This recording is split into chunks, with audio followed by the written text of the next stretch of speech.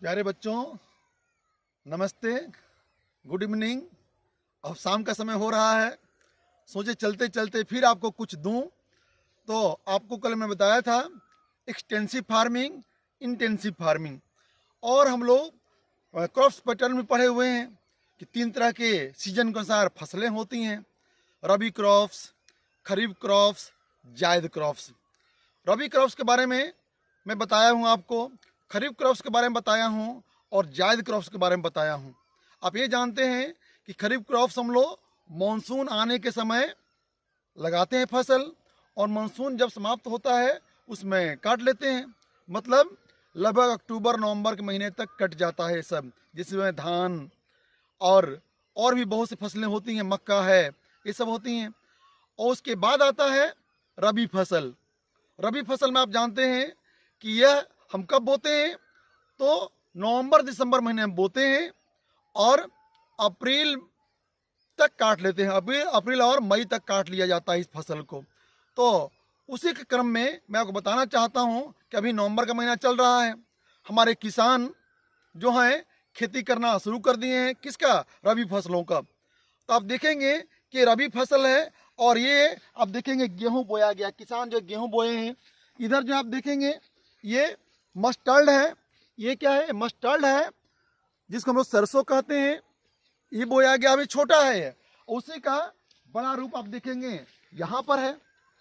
बड़े रूप से में आप ये देख रहे हैं, और ये विस्तृत कृषि का उदाहरण है। देख रहे हैं कितने बड़े बड़े फील्ड हैं, और इस फील्ड में ही किसान अपने किससे मॉडर्न टेक्नोलॉजी से खेती करते हैं, क्योंकि यहाँ जनसंख्या कम है। कल मैंने आपको बताया था एक वीडियो में कि जनसंख्या जहाँ कम हो, प्लॉट जो है बड़े बड़े हैं और एक जगह हैं। जबकि इंटेंसिव फार्मिंग में क्या होता है कि प्लॉट छोटे छोटे और बिखरे होते हैं। आज यहाँ है थोड़ा, थोड़ा उधर है। जनसंख्या चूंकि ज़्यादा है, और मशीनों की बात बताए थे आपको। तो यहाँ देखिए पंपिंग सेट भी व्यवस्था किया गया है। नहरों की पानी भी आती है, नहरों की पानी भी इसमें आती हैं।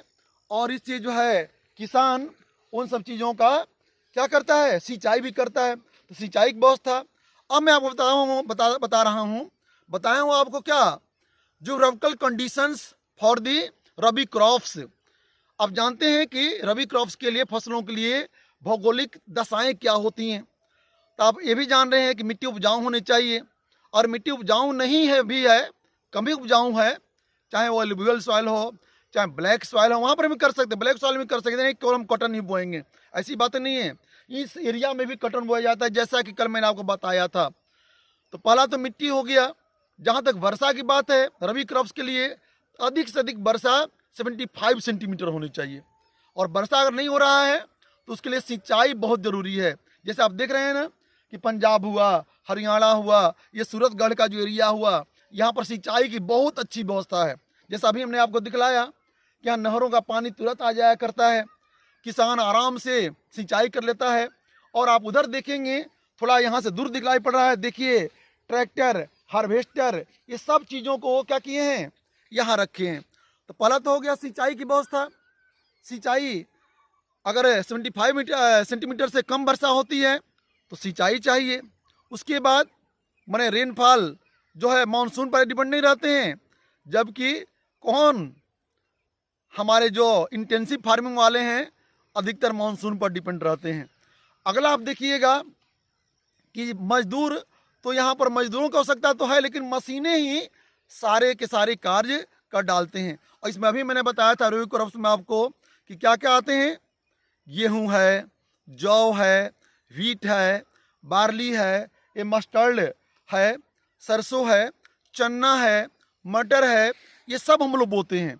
और यह अभी लोग बो दिए, और इसको सिंचाई करेंगे। सिंचाई करने के बाद फिर इसकी निगरानी करते हैं, और वहीं फिर मार्च अप्रैल लास्ट तक इसको काट लिया जाता है। तो ये जो है हमारा क्या है?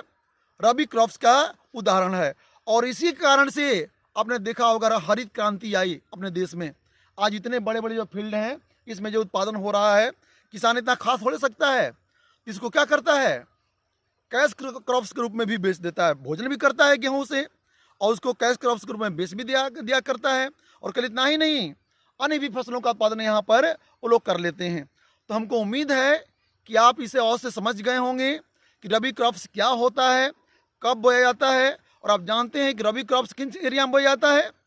रबी क्रॉप्स वैसे पूरे अपने देश में बोया जाता है, लेकिन गेहूं की खेती या अन्य फसलों की खेती, रबी क्रॉप्स की खेती आपको पंजाब, हरियाणा, उत्तर प्रदेश का जो पश्चिमी भाग है, ये राजस्थान का जो एरिया है, यहाँ पर मुख्य फसल के रूप में ये गेहूं है। ऐसे तो आपको बिहार में भी, उत्तर प्रदेश में भी, अन्य क्षेत्रों में भी गेहूं की खेती की जाती है। तो बेटे हमको लग रहा है कि आप समझ गए होंगे। अब भूलेंगे नहीं, नहीं भूलेंगे तो फिर वीडियो देख लीजिएगा। जय हिंद, जय भारत।